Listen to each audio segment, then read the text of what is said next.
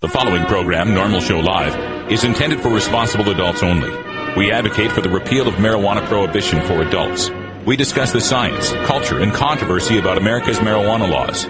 We do not advocate or encourage any illegal activity and advise all listeners to learn their state and federal marijuana laws by visiting norml.org, Norml.org. Opinions and claims made by guests and advertisers of Norml Show Live are their own and do not necessarily reflect the philosophy and policies of Norml. Listener discretion is advised.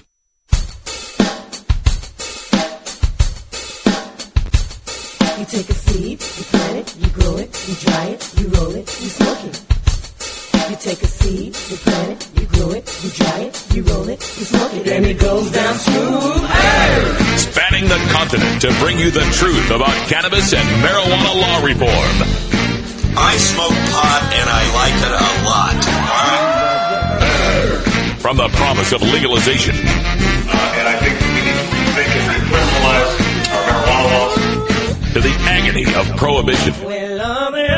One major responsibility is to encourage people to use less drugs. The National Organization for the Reform of Marijuana Laws presents Norml Show Live, Marijuana Nation. Now, here's your host, Norml's outreach coordinator, Radical Russ Belville. Good afternoon, tokers and tokettes. It is Tuesday, August 9th, 2011, and it's got to be 420 somewhere in the world. Thanks for joining us here. We're glad to have you here on the best live podcast of news and interviews for the cannabis community on the internet. We're so glad to be a part of the Norml Network, and thanks for joining us. Got all sorts of great stuff to get to. Let's start with our introduction. Sitting to my right, driving the ship of state, Ganja John. What's up, Russ? I do this every show. I forget to press the goddamn button to turn my... Okay, do that again. What's up, John? It still didn't work. Okay, whatever. I'm having a great day. How are you? It's that kind of day, I guess. Yeah, I guess. Also joining us here is Wiz Calico, hanging out on the end of the table. Oh, yes, the audience loves Wiz Calico. Thank you. And I'll wave over here to the camera. But glad to be here. Thank you. Calico's sitting in a pit today, though. In the pit. Well, I'm already short enough. I mean, come on now. Also joining us from our virtual studios in Grastoria, Oregon, is the lovely Cannabis Carrie. Hello, everyone. Happy Tuesday. That's right. The hardest working woman in cannabis news. And I want to encourage everyone to check out her fantastic blog, cannabisfantastic.com. Thank you, Russ. I'd love to do that for you. Hey, tell us what we got in the news today. There's no news today. There's no news at all? No, I'm just kidding. Wow. I'm sorry. We actually have an update from the San Diego dispensary saga. I actually am starting to enjoy reporting on that. And then we have some international news. We have a new state that recognizes medical marijuana, just not in the U.S. And I think we're going to go to Arizona, because now that they've not focused on state employees getting prosecuted, they're going to set their sights on something else. And I'll tell you all about that as well. All right, that. And at the end of there, I'm going to add some more data that's come into the Norml Show Live studios. A new poll from Angus Reid on legalization and 2009 state data from the National Survey on Drug Use and Health. So check that out. And then at 20 after, we've got our Daily Toker Tunes, which is Electric Tuesday today. Now, Cannabis Cure, you probably see him up on the webcam there, is without internet access as he's traveling about. So we're going to pull a tune for him. So we've got some music from Ron Jenkins, some Disorganized Fun. And then at 1:30, we have to make our way out of the studio. We've got important things to attend to today. So we're going to be playing some archive data from you, Reefer Madness for you from Gil Kurlikowski, our drug czar, and Bill Bennett, a former drug czar. So stay tuned for that. It's Norml Show Live.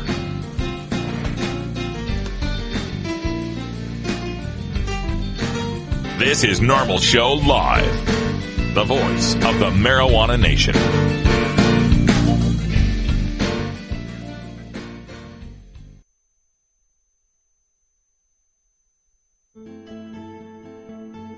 In today's busy world, we're inundated by advertising for all types of pharmaceuticals that come with a laundry list of potential side effects. Shouldn't you have better medical choices? Natural alternatives to pills pushed by Big Pharma? At Alternative Medical Choices, you could choose natural, safe, and effective alternative therapies that are right for your budget without nasty side effects. Cannabis, or marijuana, has been a legal medicine in the Pacific Northwest since 1998. Our doctors will help determine your qualifications for a medical marijuana recommendation in Oregon, no matter where you live. Our massage therapists will ease your aches and stress with soothing hemp seed oil or cannabis-infused massage salves. We also offer acupuncture, Reiki, and other alternative health therapies. Call Alternative Medical Choices in Portland, Oregon at 503-288-5579 or visit our website at www.altmedchoices.com. We specialize in out-of-state recommendations. That's www.altmedchoices.com or call 503-288-5579. Hey Tokers, this is Radical Russ encouraging you to check out the great music this summer, and one group you should definitely check out are big supporters of Norml and marijuana legalization, and that's Slightly Stupid. Get all the details online at seedlesssummertour.com. Slightly Stupid. Revolution. Swayze. And Cisco. It's the Stonia show of the summer, coming to Missoula, Boise, Redmond, Washington, Eugene and Jacksonville, Oregon, Lake Tahoe, Berkeley, San Diego, Salt Lake City, Aspen, Denver, Asbury Park, Guilford, New Hampshire, Philadelphia, Boston, New York, Baltimore, Charlotte, Cocoa Beach, Boca Raton, St. Augustine, Atlanta, Raleigh, Columbus, Ohio, Chicago, Mesa, Arizona, and Irvine, California. Don't miss it. For more details, visit SeedlessSummerTour.com. Seedless Summer Tour is sponsored by Seedless.com, Sector 9, Brood Shark, Revolution Vodka, and Silver Surfer Vaporizers.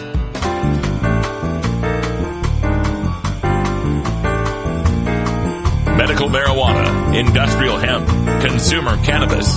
It's time for this week's Norml News with Cannabis Carrie. In the continuing San Diego medical marijuana dispensary saga, the mayor, Jerry Sanders, has announced the city will not increase any efforts to close the existing medical marijuana dispensaries. Last month, we told you the city council had rescinded restrictions on dispensaries instead of paying as much as $1 million for a public vote. City council members had passed dispensary regulations back in April, but then a coalition of dispensary owners and medical marijuana advocates collected enough signatures to place a repeal of the rules on the ballot because they felt the new rules were too restrictive.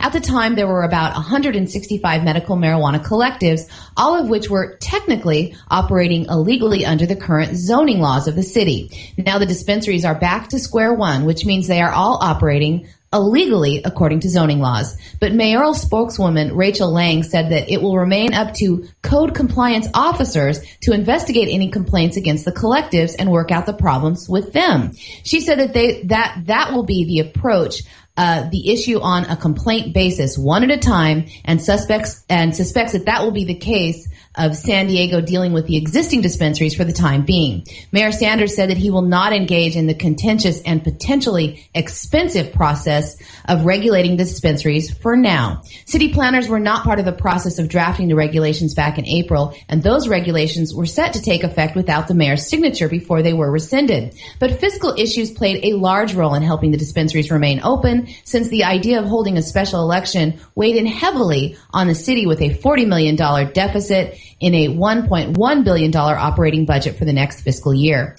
Economics aside, some community leaders and council members have been advocating on an outright ban on the collectives and dispensaries. Scott Chipman, the chairman of the San Diegans for Safe Neighborhoods, an organization that sprang up to fight the proliferation of dispensaries, has said that inaction by the city on illegal businesses sends a powerful message to residents that neither they or city officials need to respect the rule of law where marijuana is concerned. He pointed out that all the other businesses need tax certificates, inspections by government agencies, and he chastised the mayor this week over the announcement that he will not be spending time and money to close any existing dispensary for the time being, saying that the mayor has the power to shut down the illegal dispensaries, but is failing to fulfill his duties. Since April of 2009, code enforcement officers have opened 225 cases against dispensaries in San Diego.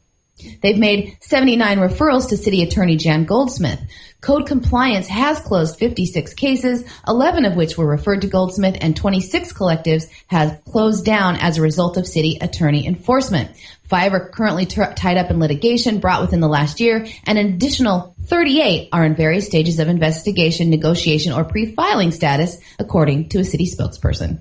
It seems like all these agencies now just want to pass the buck on this. They hate them. We don't want to have them around, but we can't really afford to go after them. Why don't you code inspectors go after them? Oh man. Well, I guess it's progress considering in San Diego, the history that they've had to suffer through there with all the raids and so forth. So I guess being back to square one is better than the alternative. And now that Arizona has their answer on whether the federal government is planning on prosecuting state employees for administering a voter initiative law, they don't. Arizona Attorney General Tom Horn, who filed the case seeking clarification of federal intentions, was in court again today. This time he is asking the court to shut down cannabis clubs that have opened up in the void of dispensaries.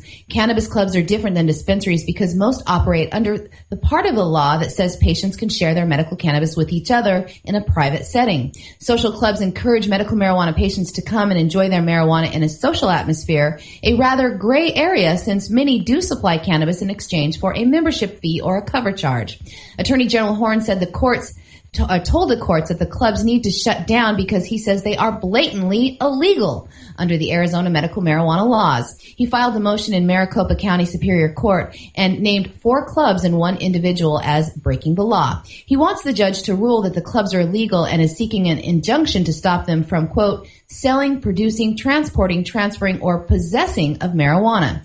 The filing was not due to the ruling yesterday, but because the director of the State Department of Health Services, Will Humble, had asked him to look into the legality of the clubs that began cropping up earlier this summer. The Attorney General was asked about the filing today in a pointed question that if he is so sure that the clubs are operating illegally, why doesn't he just have the clubs raided and the staff arrested? Horn told reporters that he wanted to take a softer approach in the situation and was going the route of the courts because he says the law is new and that there may be many different interpretations. He said that getting the courts involved in the case was a more prudent strategy than directing police to arrest club operators. He then added, I'm trying to be a good guy. He said that the problem is the clubs are charging fees and said that if everything was truly free in the cannabis clubs, he believes that they would be operating legally. But Horn disagrees with club owners and doesn't believe that free medical marijuana is part of the overall benefits of being in a club. Although the lawsuit filed today only targets the 4 clubs, a ruling against them will send a message to other clubs and would-be clubs in Arizona. He said if the courts rule with him, that they will set a reasonable deadline for the clubs to close or to face prosecution. What an odd situation here. You have a medical marijuana law that authorizes state-run dispensaries. But then you, Tom Horn, and your governor complain that you're worried the state-operated dispensary workers, right, the state workers in the dispensary, might be prosecuted by the feds. So you say no dispensaries can open up. So in the meantime, since no dispensaries are open, cannabis clubs open up, and these cannabis clubs will let people pay a membership fee to come into the club. And then once they're in there, they're a bunch of legal patients, and what goes on goes on. But really, as far as trying to bust them, it might be kind of difficult to say they can't possess cannabis when maybe they're not. It's actually just the people in there possessing the cannabis who are legally authorized to do so under this medical marijuana law. So this crops up, and now you got a problem with it. You want to shut it down because it's blatantly illegal, and you're doing this the day after the federal government said, hey, your whole problem with the state workers, don't worry about that. We're not going to bust them. So it would seem to me now that you should be opening up the dispensaries, that you should just go forward with the dispensary operations that are authorized by that Arizona Prop 203 and allow these people a place to get their medicine if you really want to be a good guy. And some international news, the health minister in Israel has some new responsibilities. On Sunday, the Israeli government approved the dispensing and supervision of medical cannabis for medical and research purposes across the nation. In a statement from Prime Minister Benjamin Netanyahu's media advisor, he said that the move was the nation's recognition that the medical use of cannabis is necessary in certain cases. Along with the health ministry, the Israeli police and the Israeli anti-drug authority will oversee some parts of the new program, such as supplies used to cultivate and imports that are also allowed under the new law. The move to legalize medical marijuana came as no surprise since the health ministry made the decision last week to set up a unit agreement within the department to grow medical marijuana for patients to use in research purposes. That program will begin January 2012. The health ministry is advocating for the country's medical marijuana supply to only be domestically produced, but the police have lobbied for medical marijuana to be imported in a bid to reduce possible diversion to non-medical uses. Israel has already been recognizing patients' rights to use marijuana, but had yet set up a formal program. The country estimates that there are currently about 6,000 medical marijuana patients, but the program for registering has become so popular that the health ministry estimates that there may be 40,000 medical users of cannabis by 2016. Medical marijuana for the existing patients is now being grown by private Israeli growers and mostly to treat chronic pain and terminal illnesses. But the health ministry has recognized the therapeutic potential of cannabis for many years and will accept applications into the program on a case-by-case basis, not on an exact condition like is the practice here in the States. Now that will open the doors to patients who suffer post-traumatic stress disorder, from soldiers to sexual assault victims. Israel scientists and the medical community have been very progressive in this area of marijuana therapies. Most of the studies about the benefits of medical cannabis in its use for PTSD have come out of Israel in the last few years. And so far, patients that have been recommended for psychiatric treatment for medical cannabis have encountered bureaucratic obstacles for becoming legal. The new program should eliminate that restriction. Many nursing homes have been allowing the use of medical cannabis for seniors, and that program can now flourish in public facilities as well. So a great job to the Israeli government there. I'm cavelling my people. Yeah, Oi. it's wonderful. Yeah, the Canadian government has recognized this, has a medical marijuana program through Health Canada. It's not perfect. It's not even good for that matter, but they at least recognize there's a medical benefit to cannabis. We've got Israel, pushing the envelope here as far as recognizing medical benefit and moving forward with scientific research. We've got other countries throughout this planet now that are finally breaking away from the United States reefer madness prohibition mindset on medical marijuana and moving forward with, imagine that, taking care of their people. All right, got some data to bring to you here. This is from the Angus Reid Global Monitor. This is an online poll that was recently taken, but not like one of those that you get on your local news where anyone can click in and it's like 97% say this or that. But it's the Angus Reid Global Monitor, a randomized poll that says now a majority of Americans are ready to legalize marijuana. As was the case last year, most respondents believe also the war on drugs has been a failure. And what we get, the big headline here is 55% nationwide, 55% support the legalization of marijuana. Now, the reason why this number may be higher on the Angus Reid poll than, say, on the Gallup poll that showed 46% has to do with the way the polls are conducted. Gallup polls are conducted through telephones, whereas this Angus Reid poll is an online survey. And some people believe that with an online survey, people feel more anonymous and freer to admit that they are breaking state and federal laws by admitting that they think marijuana ought to be legal. Not breaking laws, but you get my point, that they don't have that social stigma of admitting they want to legalize here. So I want to bring up some of the interesting numbers here in this report. First of all, they had a question that asked, which of the following statements comes closest to your view? America has a serious drug abuse problem and it affects the whole country. 64% said yes. And I think there is a problem we need to address because we do not have a serious drug abuse problem in this country. If you look at the numbers of people that are addicted to hard drugs, it's a very, very small and fairly constant number. What we have is a drug prohibition problem in this country, and then it affects the whole country. Now, as far as the term war on drugs has been used to describe the efforts of the U.S. government to reduce the illegal drug trade, from what you have seen, read, or heard, would you describe the war on drugs as a success or failure? Only 9% were willing to say that the war on drugs was a success. 67%, 2 out of 3, say it's a failure. Drugs, legalization of marijuana, 55% support. And then they show legalization support for other drugs. You know how they say, if we legalize marijuana, what's next? We legalize heroin and meth and coke? Well, as we look at the data here, only 10% of the U.S. public thinks we should legalize ecstasy, 9% for powder coke, 8% for heroin, 7% for crystal meth or crack. So that is a lie. Oh, I had one more. I got one more here for you, folks.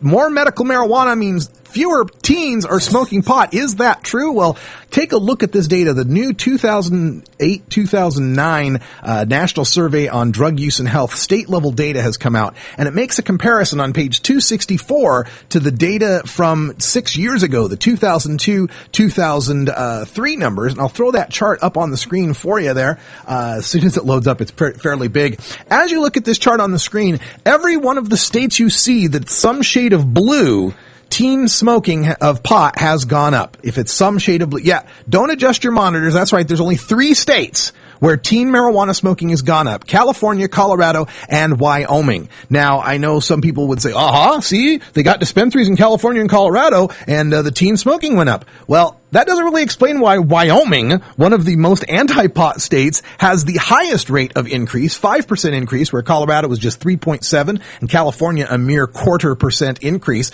It also doesn't explain why Montana, which is a state that up until recently had dispensaries, had the greatest decrease of any medical marijuana state, 27% decrease in teen marijuana smoking. For more information on this, check out the blog at stash.norml.org. You can get the entire report, all the statistics, and some pretty cool maps.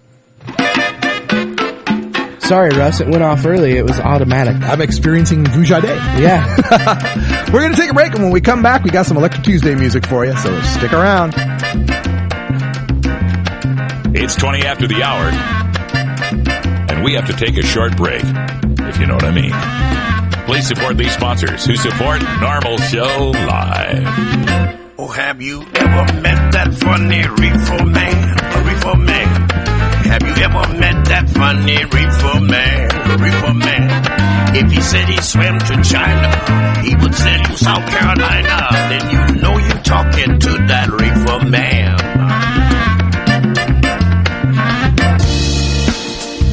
You want to legalize it? Call your congressman today. 202-224-3121. It's free, it's easy, and you don't even have to give your name, just your zip code, and they'll hook you up to your congressman. Call 202-224-3121 and tell Congress you support marijuana legalization. Liberate your mind. Liberate your mind.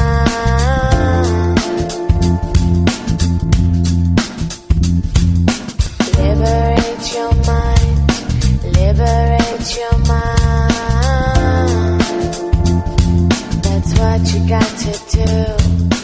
Liberate your mind. Hey, is it 420 yet? This is Rick Cusick from High Times Magazine, and you're tuned into Norml's Audio Stash.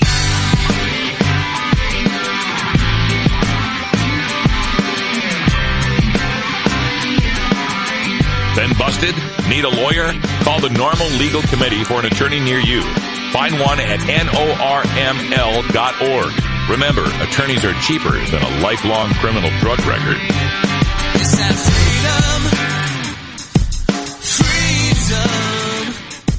I'm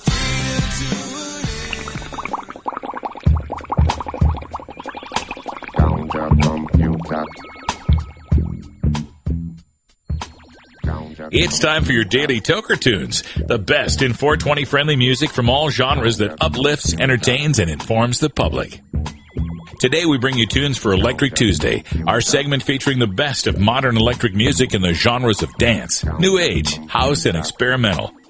If you'd like to submit your song to be played on Norml Show Live, send it to us at stash@norml.org. Now here's some more great independent marijuana music for today's daily Toker Tunes.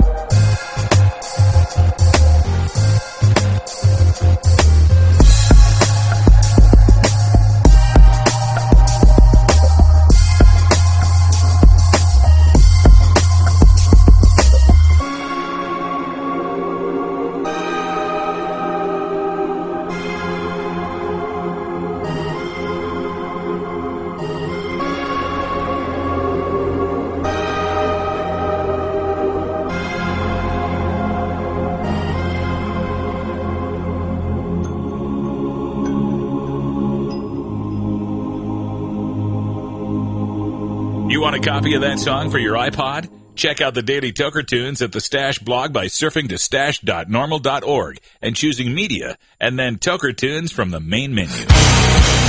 Starfish Designs, makers of the original Gandalf. I'm Radical Russ, and when I want to relax, I always have my 17-inch long original Gandalf from Starfish Designs nearby. The hand-blown borosilicate glass is strong and easy to clean, and the design is sleek and sophisticated. Starfish Designs are available from Bend, Oregon at a glass retailer near you. For locations, call 541-788-GLASS. That's 541-788-4527. Norml Show Live reminds you to never consent to a search. If you're holding and you consent, in most states you will be arrested immediately and you will go to jail. If you don't consent to a search, police may try to intimidate you by threatening to bring in drug-sniffing dogs or try to fool you by saying things will go easier if you consent.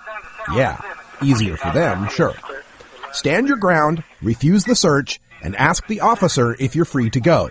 If they still detain you and eventually find your contraband, you'll be no more busted than if you had allowed the search. But by refusing the search, your attorney has a chance to win your acquittal before a judge. If you consent to the search, your attorney's hands are tied. You can find a list of Norml Legal Committee attorneys specializing in marijuana cases by visiting the Find a Lawyer link at norml.org.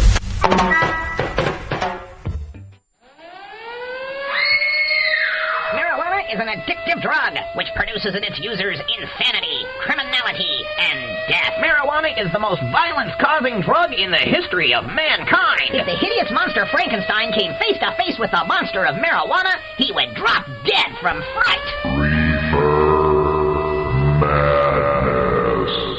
All right, everybody, welcome back, and we're going into Reefer Madness today to look at CNN's Situation Room with Wolf Blitzer. This last Friday, his guests were drug czar Gil Kurlikowski and former first drug czar ever, drug czar Bill Bennett. On CNN's Situation Room with Wolf Blitzer, this is courtesy of MoxNews.com. America has a huge drug problem, but the Obama administration now wants to end what's been called the war on drugs and start treating this as a public health matter. I sat down with the current drug czar, Gil Kurlikowski. He's director of the Office of National Drug Policy, and with CNN contributor Bill Bennett. He was the first drug czar back in the George H.W. Bush administration. Does the change in focus suggest the government is open to legalizing marijuana? No, legalization is an absolute non-starter in the Obama administration. All right, before we go much further, let's pause here with our drug czar Gil Kurlikowski, because I'd like to remind folks that the drug czar is required by law to lie. And we're looking at this right now in the cam here. According to Title VII, the Office of National Drug Control Policy Reauthorization Act of 1998, responsibilities of the director, that's the drug czar, shall ensure that no federal funds appropriated to the Office of National Drug Control Policy shall be expended for any study or contract relating to the legalization for a medical use or any other use of a substance listed in Schedule 1 of the Controlled Substances Act. That would be marijuana, among others. And to take such actions as necessary to oppose any attempt to legalize the use of a substance in any form that is listed in Schedule 1 and has not been approved for medical purposes by the Food and Drug Administration. Take any such actions as necessary to oppose any attempt to legalize marijuana. So remember, that's Gil Kurlikowski's job description. All right, let's go back to the video. And it just makes no sense. But what we do know, so there are a lot of people frustrated about the war on drugs. They don't see success. They know friends, they know relatives, they know what's happened in their own neighborhoods. We're going to bring some other people into this issue at the same level that we have law enforcement. That's where we're headed. Because the argument... Let's talk about why the American people are so frustrated about this war on certain American citizens using non-pharmaceutical, non-alcoholic, tobacco-free drugs. I'll put a graph up here on the screen. You can see this is a graph of all American wars. Now, in the first set of bars here, you're seeing the wars in the 18th and 19th century, all combined. Revolutionary War, War of 1812, Mexican-American War, and so on.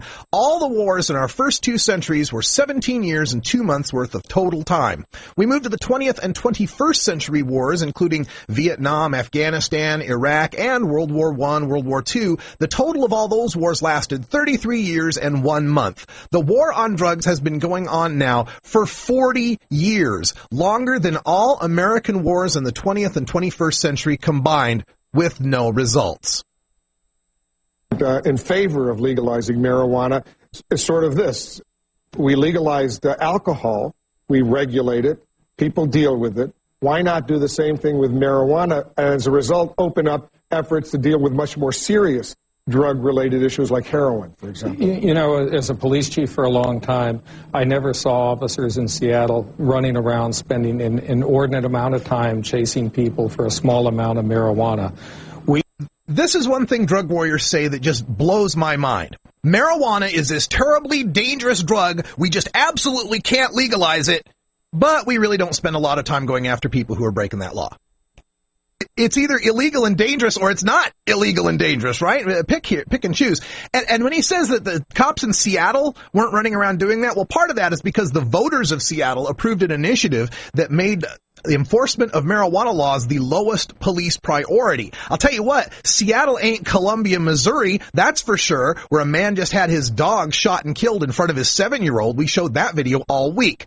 Let me give you some graphs, too, as well, to kind of illustrate exactly who's getting arrested here. First of all, when we look at arrests for all drugs, marijuana, the green part of this pie graph, make up almost half, 49% of all arrests in the war on drugs are arrests for marijuana. 44% of all arrests in the war on drugs are for marijuana possession, not dealing, not growing, mere possession of marijuana. And the drug czar wants you to believe that they really don't spend a lot of time going around and arresting people for marijuana? Well, who are these half of all the people arrested for drugs being arrested for marijuana?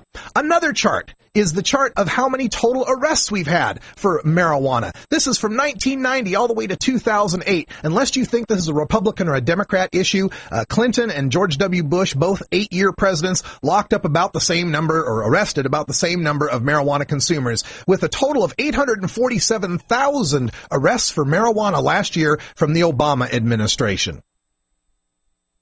We know that the health costs of alcohol, the health costs of nicotine versus the taxes collected doesn't even begin to pay for those social and criminal justice costs. Oh, yeah, and you know why? Because marijuana ain't alcohol and tobacco. Alcohol is toxic. It can kill you, and it's addictive. Tobacco is toxic. It can kill you, and it's addictive. But let's just take a look at some more data on this, because Canada took a look at this. Canada took a look and asked, what does it cost per user per year of 3 selected substances? Here on the left, we see tobacco, $800 worth of healthcare costs per user per year in Canada. Alcohol here, the middle one, $165 worth of healthcare costs per user per year. You can barely see it here on the right, but cannabis, that little $20 figure, yeah, that's right, $20 per user per year in healthcare costs for cannabis. So it's no surprise that the taxes on tobacco and alcohol don't make up the healthcare costs, because there are so many healthcare costs associated with alcohol and tobacco. Meanwhile, with cannabis, this other bar you're seeing is the $328 per user per year that Canada spends on keeping cannabis illegal. That's right, we're spending $328 a year to save $20. Why have another mood-altering drug made legal and then more widely available because of its legality? Well, would you want to criminal? More widely available. Well, let's take a look at some more graphs here. Here's some graphs about teenagers in the 8th grade, the 10th grade, and the 12th grade when surveyed on how easy it is for them to get a hold of marijuana.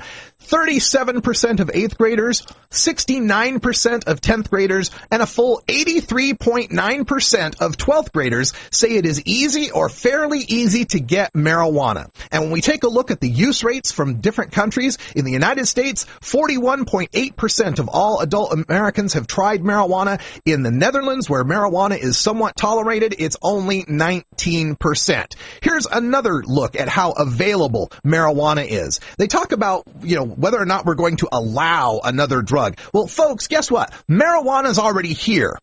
In this chart, you can see from the ages of 18 to 25, 28% of the population uses marijuana at least once per year, with 11% of them using at least twice per week. At the ages 26 to 34, it's almost 14%, 35 to 49, 8%, and people 50 and over, the fastest growing segment of people that are using marijuana, a full 3% of them are already using marijuana. When we look at the overall use of marijuana, how many people have actually ever tried marijuana? In 1987, it was 50 million people. Last year, it was 102 million total marijuana users. Now, of course, the population has gone up, but as a percentage, the percentage of people who have used marijuana has gone from 28% to 41%. So the only question now is not whether or not we're going to allow something, because it's already happening. The question is the state going to control it, or are criminals going to control it?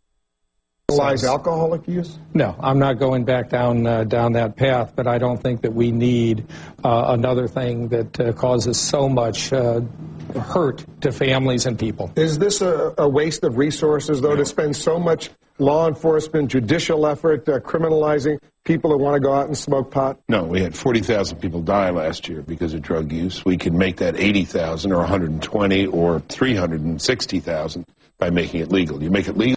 Wait a minute. We're talking about making marijuana legal. You want to talk about people who have died from drug use, the 20,000, the 80,000, 360,000. Of that number, 0 would be people who had died from marijuana use. Marijuana is non-toxic. It cannot kill you.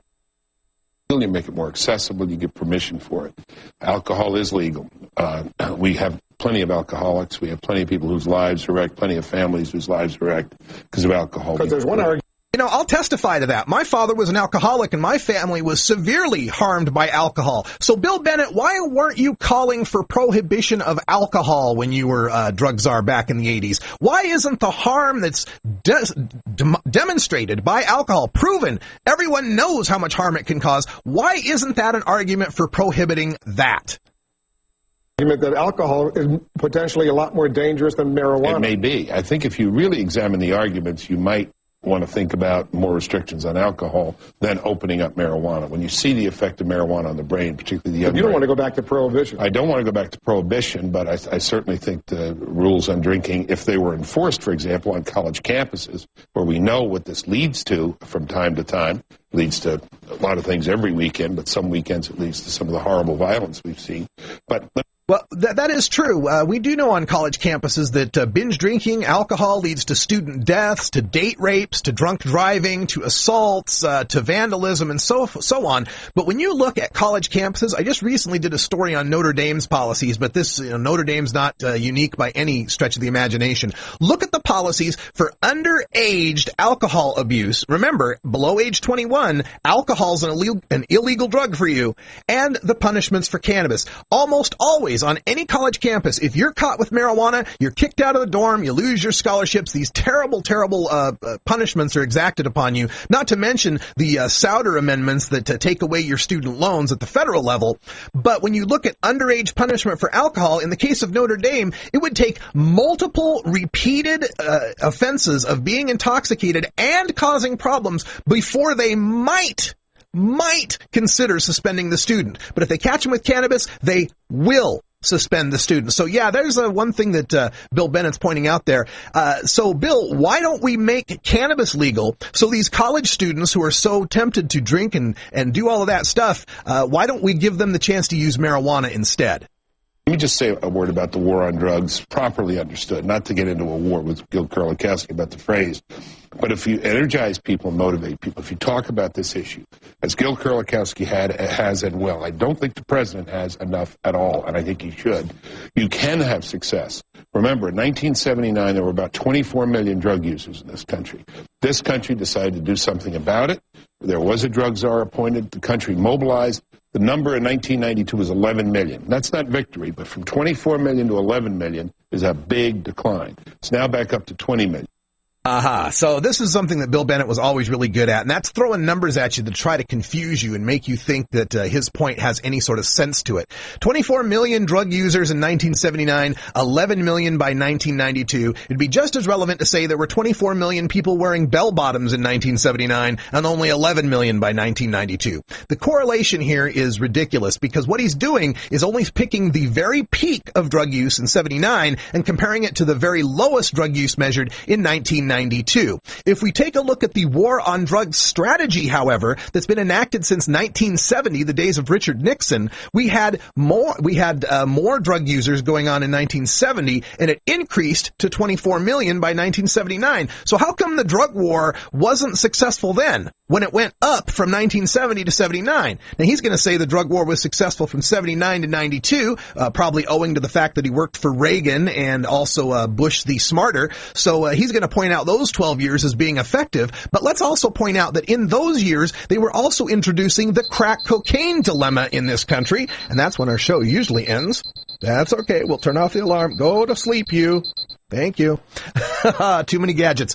But they want to point out that during the Reagan years, it went down from 24 million to 11 million. But after Bush the Smarter left office, Clinton was in office using the same exact strategies of locking people up, and drug use went up in all characteristics. Let me go to the graphs here so you can just take a look at the actual numbers. This is a 20-year graph of cannabis use, the three different lines representing the annual, the monthly, and the lifetime use. So lifetime's at the top, and then annual, and then monthly's at the bottom. All of these graphs have trended upwards or stayed the same since 1988. So over the past 2 decades, marijuana use has either gone up or stayed the same depending on the frequency with which you measure. When we take a look at the other illegal drugs that they are typically focusing on, we look at cocaine, heroin, crack, hallucinogens, meth, and inhalants. You can see how this graph has also tended to trend upward over the past 2 decades. That's right, 2 decades of trending upwards in both of these graphs. So while Bill Bennett wants to make you think that the drug war strategy worked, he's only picking the point in the graph where drug use went down and saying that's where it was successful, and not pointing out that they've used the same strategies for 40 years of the drug war, and we still have just about or more the same number of drug users.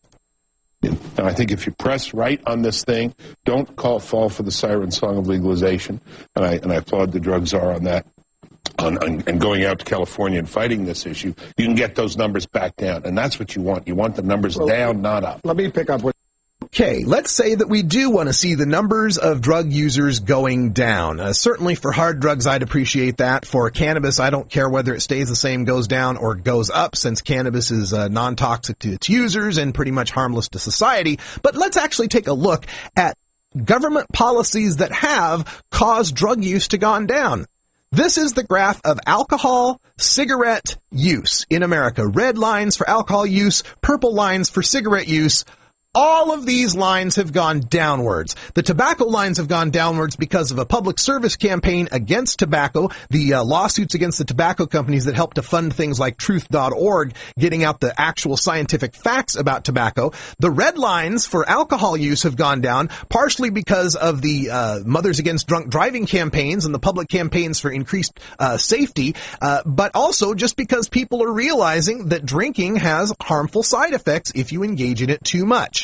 Notice both of these are the legal drugs, and nobody had to be arrested or have their lives ruined and their property taken away from them in order to get those numbers to go down. One point that Bill just made, in your mind, and you're an authority on this, is alcohol potentially more dangerous than pot? 2 points. One, alcohol does cause more problems than marijuana, but alcohol is legal. If you make marijuana legal...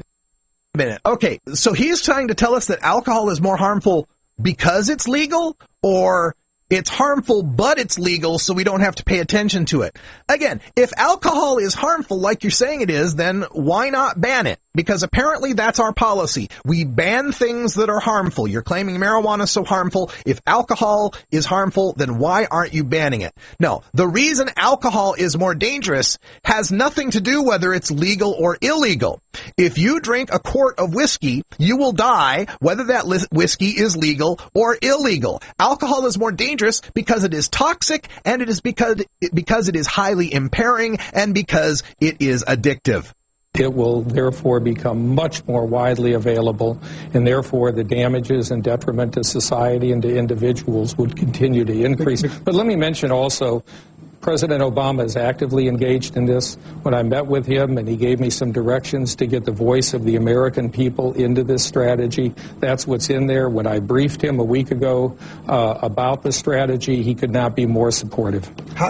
Well, let's look at this strategy. First of all, how could marijuana be any more available than it is now? Like I said in the earlier slide, we've got 84% of our high school seniors saying it is easy or fairly easy to get marijuana. In report after report from government sources, teenagers say it is easier to get a hold of marijuana than it is to get a hold of alcohol. We find that 69% of high school seniors say they could get marijuana within a day. 25% of them say they could get marijuana within an hour. So how much more available is it going to be when we start checking IDs like we do for alcohol and tobacco, which kids say are harder to get a hold of? And furthermore, about this strategy in more countries going on, I'd encourage everyone to check out Norml.org, and there's a paper that Paul Armentano has written called The Real World Ramifications of Cannabis Legalization and Decriminalization. This actually takes a look at the countries and the states that have reduced penalties, decriminalized, or somewhat tolerated or legalized, like they have in the Netherlands, the use of cannabis. And the facts are in, and shows no major increase in use and a lot of decrease in the harms that we associate with marijuana, the crimes, and so on. We reduce the demand for illegal drugs in the United States. Smart education through a variety of trusted givers. Nancy Reagan used to say, just say no. She did. And you know, it's a little more complex than that. If parents, teachers, faith community, and neighborhood groups all give young people the same consistent message and they repeat it about making healthy choices, underage drinking is mentioned in the strategy, the drug problems, and of course if they get healthy choice advice about exercise, nutrition, they will actually be prevented in the future. This for decades. Okay, all of those things are good. We want kids to get more education about harmful drugs, alcohol, nicotine, smoking, healthy lifestyle choices, exercise, nutrition, and so on. But like we pointed out at the beginning, the drug czar is required by law to lie about marijuana. So the education that he can give about marijuana, if he was to give factual information about its health benefits, how it can be used for all of the uses that hemp would provide, all the medical benefits we can get for it. If he were to, the nutrition of hemp seed, my God, if he was to point out all of that, it would be obvious to our school children that the keeping it illegal is not any sort of consistent strategy from our government. Decades now. Well, we've only kept it to 4 hours in a healthcare class about drugs and maybe 4 hours about nicotine. It has to be across the whole continuum. I remember when I was a little boy growing up in Buffalo, New York, I heard all those stories, the horrors of drugs, and we were taught that, and I assume since then all the kids are taught about one, we that. don't want to use scare tactics, and number two, we want to use the evidence-based systems, and that's what the most recent analysis tells us. Across the board, Well, we would love to see some evidence-based education when it comes to drugs. That would be really nice, especially with regard to marijuana. But don't be fooled by the drug czar's rhetoric here. They keep talking about how they want to have a balanced approach. They want to put more toward prevention, more toward treatment. We've got to treat it holistically. You're going to hear a lot of that. But this graph will just show you, it's not really a graph, it's more of a chart here. This is the Obama balanced approach to drug war funding when you actually take a look at the numbers in the budget. Treatment and prevention get $5.6 billion in the Obama drug war budget. Law enforcement and interdiction get $9.9 billion. It's a nearly 2-to-1 ratio, just like it was during the W. Bush administration, just like it was during the Clinton administration. Meet the new boss, same as the old boss. Quality advisors giving kids the right piece of information. Is this going to make a dent? It does. If you do it, I agree again across the board. And Nancy Reagan's statements were underrated. A lot of the kids liked those statements. They liked because it was clear. Just say no. It's a heck of a lot better statement than if it feels good, do it. It's a lot. Okay, wait a minute. Who was putting out, if it feels good, do it? Are you trying to throw that on us at Norml or any of the drug law reform organizations? No. Look, the Nancy Reagan Just Say No era, those messages have been studied. The fried egg, this is your brain on drugs, the running over the girl at the drive-thru, the shooting your friend with the pistol. The cartoon all-stars. The cartoon all-stars. It's all been debunked, and it has been found that the government spent money, billions of dollars, on these programs, and not only did they not dissuade kids from using drugs, in some cases, it enticed them into using drugs. Those ads were a failure, and Bill Bennett is calling for more of the same. It's a lot clearer. You want that statement, but you also want sound education programs and sound policies in the schools. Problem is, kids get a message of ambiguity from adults, and when you have this legalization stupidity out there, you're going to have more young people confused. Other than okay, let me address this legalization stupidity. This is a chart showing you the support for marijuana legalization in poll after poll. The green line indicates the rising support of people that say we should legalize marijuana. The red line shows the declining support for keeping it prohibited like it is now. So if you're talking about legalization stupidity, you're talking about 43% of the American people that are stupid. Also, I'd kind of like to point out the drug war budgets here. Bill Bennett's got the drug czar and the entire federal government have $15.5 billion to spend on the drug war. By comparison, those of us who are doing drug law reform, I've got the graph up now. This red line indicates the billions of dollars that the $15.5 billion that the federal government has to spread their message about the drug war. Meanwhile, we have maybe combined from all drug reform policy organizations, Norml, MPP, DPA, SAFER, SSDP, ASA, and so on, we might have $1 million between us. So for some reason, our message with only $1 million worth of funding has caused 43% of the American people to buy into this so-called legalization stupidity, while $15.5 billion spent by the federal government has shown nothing but increasing rates of drug use, have shown the increasing purity of hard drugs, a decrease in the price of hard drugs, and 23,000 Mexicans slaughtered south of our border to maintain this prohibition on marijuana. You don't like that you're not hearing enough directly from the president on this Right. issue. Is there any basic problem you have with the Obama administration's efforts to deal with this issue? Not really. Again, I'd like more attention, more publicity. There are a lot of things going on. We understand what competes for attention. But this strategy, if people read it, I think would be very impressive. It's a clear moral message, and it talks about working on a variety of fronts. I think it's quite good. But what you had back in the 80s was... Let's go back to this more about that he expects more from President Obama on this war against drugs. This might be kind of tough when President Obama said this. Look, when I was a kid,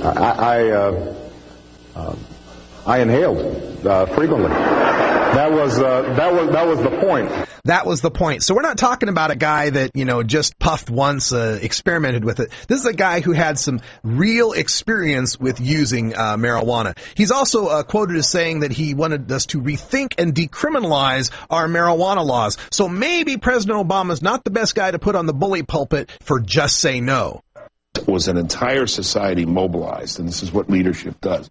You did have all those ads. The guy jumping off the diving board into an empty swimming pool. This is your brain on drugs. This is the 2 fried eggs. Because the society decided it wanted to push back. Those public service, it pushed are we going to back, see more it of went those public down, service and we can do that announcements? again. No, again, like I pointed out, those ads were shown to be failures in keeping kids off drugs. But let's also remember what was going on in the 80s with the CIA and the Contras and funneling cocaine into America, the crack cocaine epidemic, when every newscaster was coming on the air and the president was coming on the air saying, this is the big new drug. It's called crack. It will get you really, really, really high. It's super addictive. It's really cheap. So don't use it. Whatever you do, don't use the crack. It's really, really, really powerful. Don't use it. Basically, an advertising campaign for crack cocaine that caused us to have so much problems in the cities and problems with crack addiction that all drugs got demonized as a matter of course. They said, oh, marijuana would lead to crack. Look how bad crack is. That's been shown to be false as well. We find that for every 108 people who ever use marijuana, only one goes on to use any other sort of hard drug. Yeah, the president asked for $66 million in those advertisements, and those advertisements are directed towards specific groups. In fact, just last week we released the strategies for meth on reservations in tribal nations for those kids. Those are targeted directly to that youth group, and we're going to continue to do those things. That's a wonderful program. Absolutely. Let's target meth abuse on Native American reservations. But remember, Gil, every single dollar you spend fighting against marijuana, fighting against legalization, trying to prevent people from using cannabis in their own personal, private lives, every dollar you spend on pot is a dollar you're not spending to help Native American youth to get off meth. It's a dollar you're not spending to help people in the cities get off crack cocaine. It's a dollar that you're not spending to help junkies in the inner city with some sort of heroin treatment. It's a dollar that you're not spending on people getting alcohol treatment. It's a bed in a treatment facility that's filled with a marijuana offender who had to choose between jail or rehab, a bed that could better be served for somebody with a serious drug addiction rather than someone who's only doing time there to stay out of incarceration. You are wasting our money every year. You are wasting lives every year. The prohibition of marijuana hurts people even that don't smoke marijuana. It's time to end this. The American people are on our side, and we are going to continue with legalization. Drug czars be damned. Gil Kurlikowski, thanks very much for coming in. Bill Bennett, thanks for this discussion. Let's hope you make a dent. We're counting on you. Good. Oh, there we go. That's from the Situation Room, CNN's Wolf Blitzer and drug czar Kurlikowski and drug czar Bill Bennett, the first drug czar. Thanks for checking that out. You can catch it at moxnews.com. And we've gone long here at Norml Show Live, but that's cool because once I get rolling, I got to keep rolling. For everybody here at Norml Show Live, for Ganja John and Cannabis Carrie, thanks for tuning in. And we want to thank everybody who is a fan of the show. Please tell your friends, tell them about live.norml.org every weekday, Monday through Friday, 1 p.m. Pacific, with replays at 3, 5, 7, and 9. Follow me on Twitter at Radical Russ for all the latest updates. And until next time, take care of each other, tokers.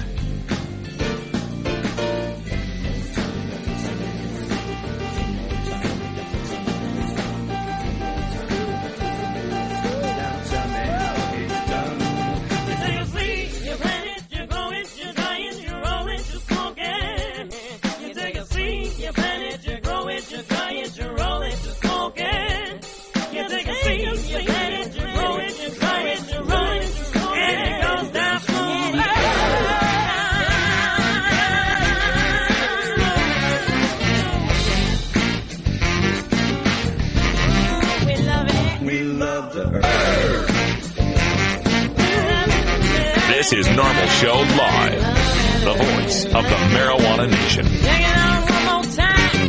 You take a seed, you plant it, you grow it, you dry it, you roll it, you smoke it. You take a seed, you plant